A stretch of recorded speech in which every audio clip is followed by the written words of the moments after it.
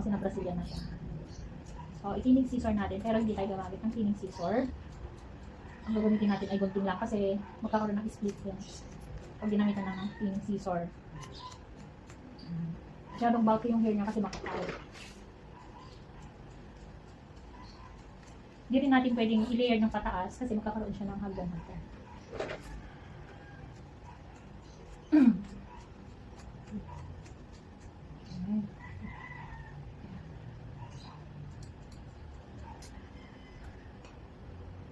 Tandaan natin na ang Brazilian Botox ay hindi 100%, 80% lang straight.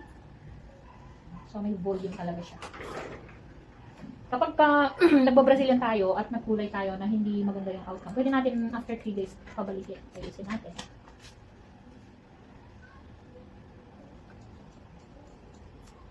May nag-subscribe. Ang mura lang naman ng subscribe na galit pa. 35 a month. Sabi niya, kakaunti naman yung mga ginawa mong video. Sabi ko kung ano ka. Mag-request ka, ma'am. Yung tutorial mo. Oo nga. Tutorial. Free na tips pala. Oo nga.